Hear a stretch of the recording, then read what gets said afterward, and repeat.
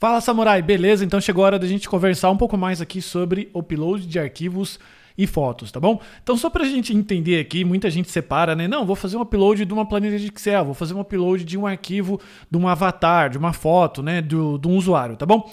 Então só pra gente começar aqui esclarecendo, é tudo a mesma coisa. Pro computador, um arquivo de foto, uma planilha de Excel, é tudo igual. A única diferença é que quando você faz um upload de planilha de Excel, por exemplo, pode ser que o navegador ele não saiba interpretar. E imagem ele sabe. Então por isso que quando você faz o download do upload que você fez, o browser interpreta, tá bom? Então só uma correção aqui, eu coloquei os dois juntos no título, mas é só para poder fazer essa correção com você agora, beleza? E qual que vai ser a nossa estratégia aqui?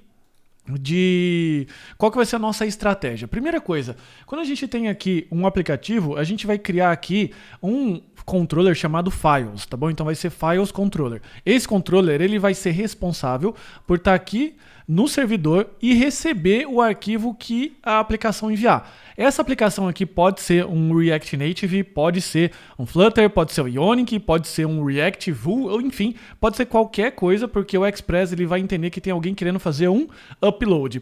Nesse momento que você fizer um upload, ele vai receber essas informações, vai ser interpretado pela API e vai ser armazenado dentro do banco de dados.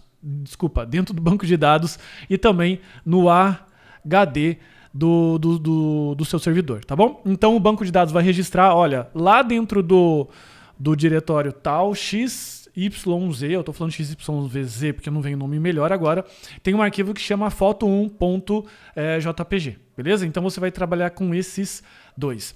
Depois, no segundo momento 2, você solicita aquele arquivo para o Files Controller e ele volta aqui e você faz o processo de download.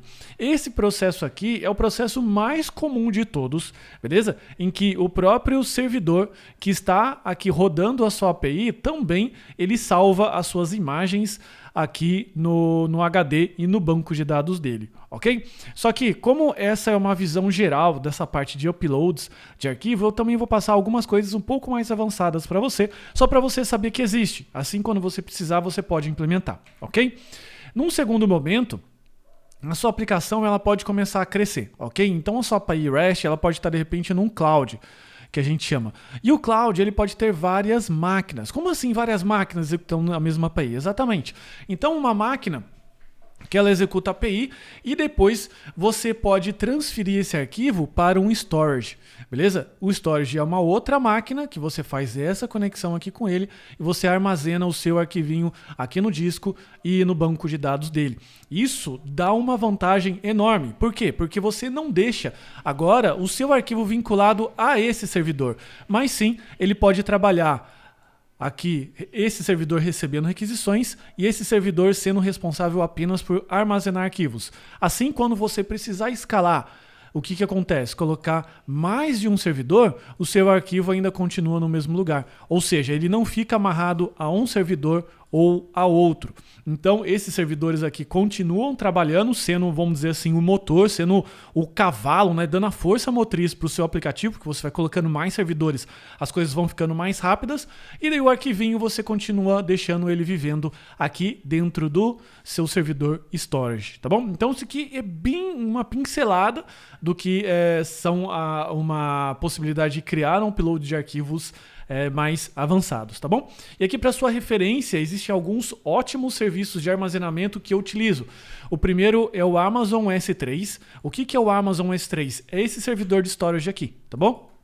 É esse servidor aqui. A Amazon, que é a mesma empresa que vende livros, vende presentes, etc., ela também vende computação por hora. E se você quiser, você pode comprar lá um espacinho no servidor deles e eles deixam armazenado o seu arquivo para você. E assim, se você precisar, você solicita o arquivo a eles e o servidor deles devolve para você. E também tem um outro que eu utilizo bastante, que é a DigitalOcean Space, beleza?